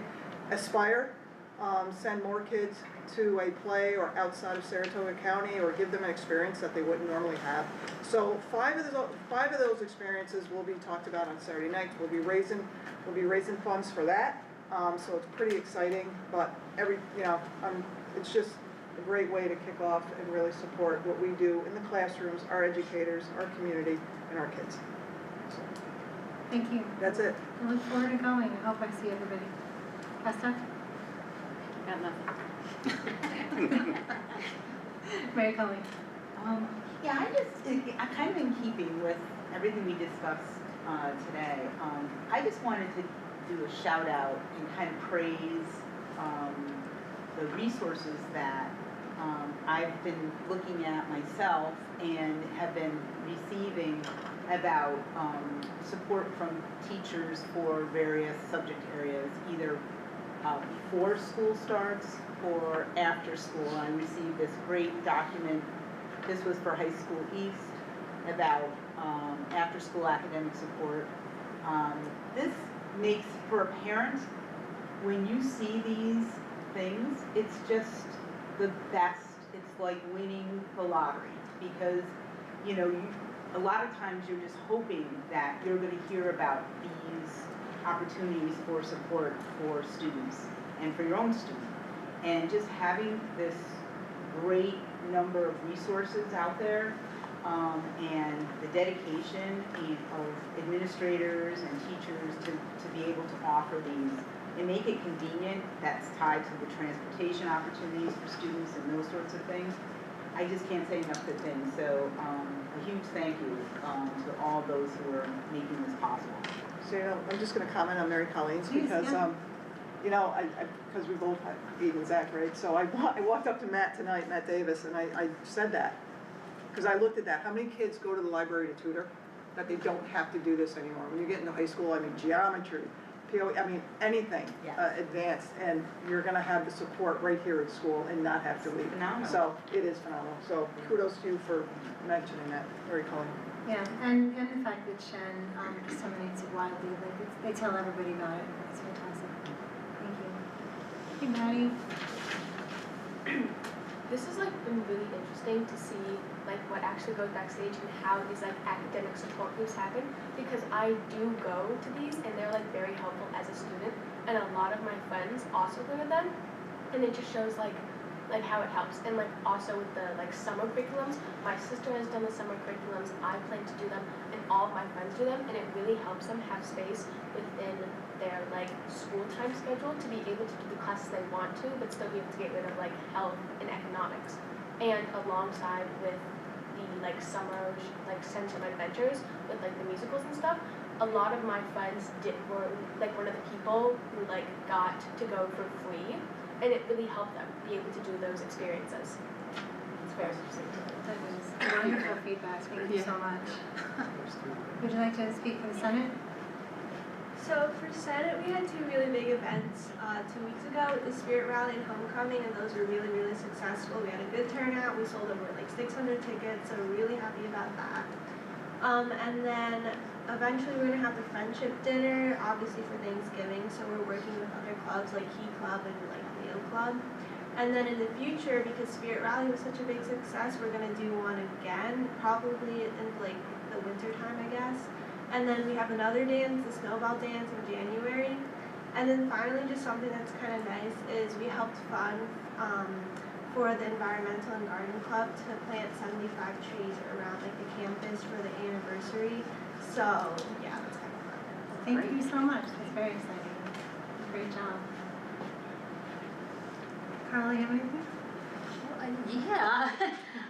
But I'm just so overwhelmed at how much support, academic support, as well as social emotional learning, there's so much of it on this campus, and so many people who put this all together and really see the progress. It's not just, oh yeah, we've got a great academic people working over here, but they're not just working. They're really into it, you know, more than we could ever be, seriously. So it's an amazing, amazing process here. Absolutely wonderful. I just love whatever happens here. Thank you. I kind of feel the same. I mean, tonight's a fun night because we hear about the successes, and the data is actually really good. Because I know that when we were changing, making the transition, it was harder to see, especially COVID, coming out of it. But it is good to see that we're on course. And yes, it's at the high level. But in all these programs and hearing the detail, especially what's going on over the summer, and seeing how those supports work, can't say enough about it. So I agree. I also love hearing from our students, you know, and talking about, hey, I'm doing this. I'm taking advantage of this, and thank you for sharing. I did want to share something, and it actually ties back to the Garden Club, from one of our community members who's been working on something that actually builds on the 75th theme that we talked a little bit about with Shen Foundation. His name is David Pitts. He is Jackson Pitts' father, your predecessor's father. And so what happened, I want to read, when I asked him, you know, what can I share? He said, can you read the email that I sent? He sent an email to Dr. Robinson and CC all the people that participated or helped in this piece of it, because he's been working on this for years. He said, Dr. Robinson, I wanted you to know how truly wonderful the first 5 of the 75 plantings, as the Garden Club just mentioned, turned out this past Friday afternoon. It was amazing and heartwarming to see all the students, teachers, administrators, and ground staff working together, learning and having fun after a long week. While I'm thankful to many at Shen, including yourself, who made this event possible or shared a kind word of encouragement, there are those I feel need mention and well-deserved recognition.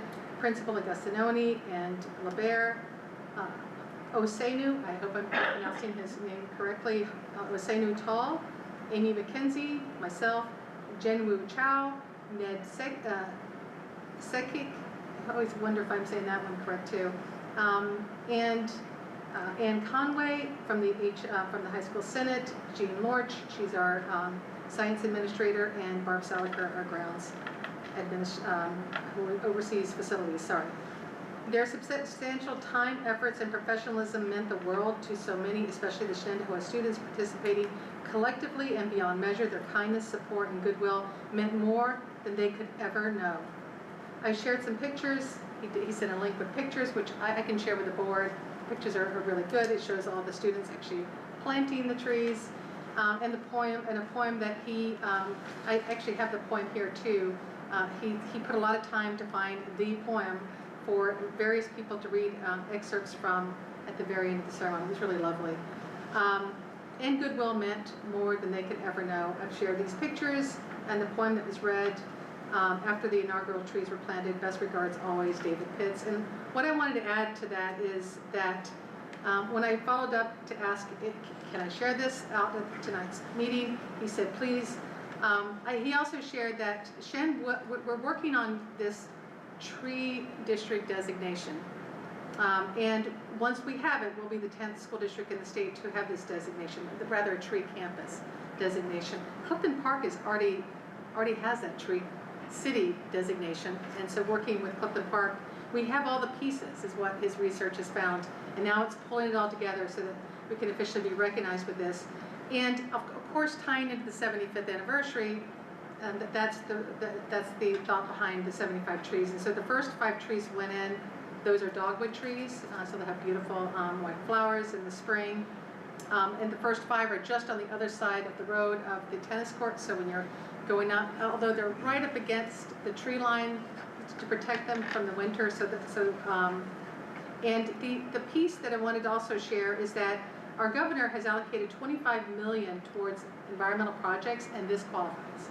And so once we're designated a tree campus, we are now eligible for those funds as well. I'm not saying all $25 million, but something would be designated to Shenendehowa too. And so I just think that it's just such a wonderful, feel-good project. And the trees all will be designated as a memorial to those who passed. And I'm not sure exactly how that is going to be worked through, but that's something that is being planned. So I thought we've got to share that, and the timing, also our students' comments, I think were perfect for that. There was, there were a couple of other things I wanted to share. Everyone has the BOCES report. This is the annual report. It comes out about this time of the year. As you can see, it is for 23-24 school year. The timing has to do more with the audit, and it talks about some of the things that was taking place last year. In addition, with their programs, in addition to the new campuses coming online and work on the new CTA campus in Albany. Just lots of good things coming down the pipe for that. So please take a look at that when you can. I also, as you saw, Augustus shared out an email with you specific to our retreat and the continuing work after the retreat rather. And so Augusta, Carla, myself, Dr. Robinson, Roger Gorman, we all met and we worked specifically on an action plan for one of the goals, and which is how we as a board commit to cultivate and maintain positive relationships. And I just also want to acknowledge that everyone at the table is passionate for supporting education, public education, and to do that requires us to work together through difficult issues. And this is just making, it's building that groundwork so that we can build on that and grow. And so I thought that was very positive, our meeting, well, just yesterday actually. So much has happened in the last few weeks. It's really hard to keep track of, what the timeline anymore. But I just think it's really good work. We shared out the document that shows the action plan, and so there's more to come. And everyone will be part of that experience too, as we actually put in more of the details and tie it to our operations manuals.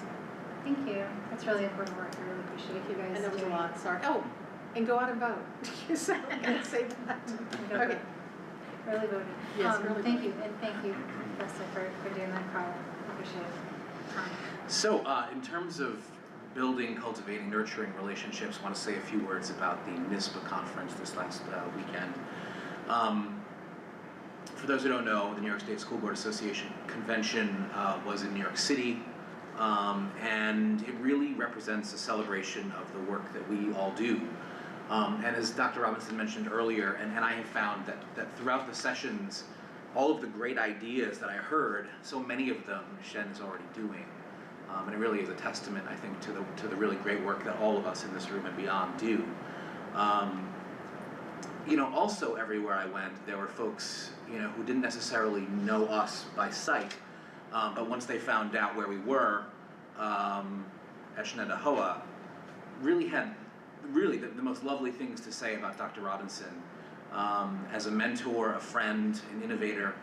I don't believe he paid them to say that, and it was a really special thing to hear from the community at large, right, in New York State, about how good things are going and how Shen is really on the cutting edge of all of that because of our leadership. And then also, again, speaking of the nurturing relationships, we got a chance to spend some time together. I think that was really probably the most important piece for me. I don't want to speak for everybody, but really, again, nurturing relationships in a way that we wouldn't normally get to do so otherwise, because we're all so busy. We laughed a lot over fake birthday celebrations and other fun things, and connected in a way, again, that we don't get to do very often. So it was a really rich experience, and I appreciate the ability to be able to go and do that. Thank you.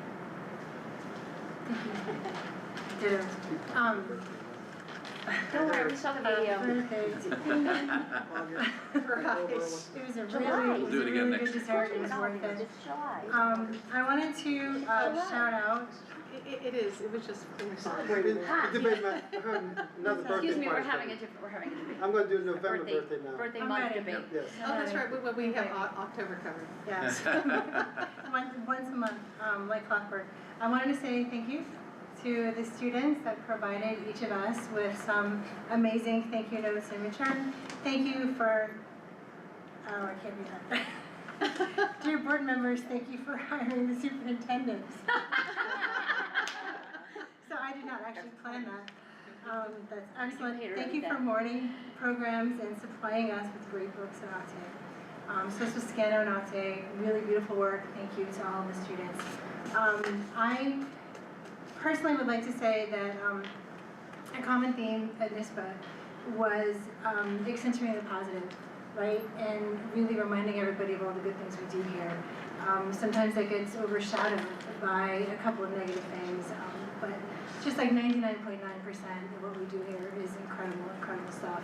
And so I would like the board to try to focus on, I mean, we do already, right? But even more so, maybe targeted.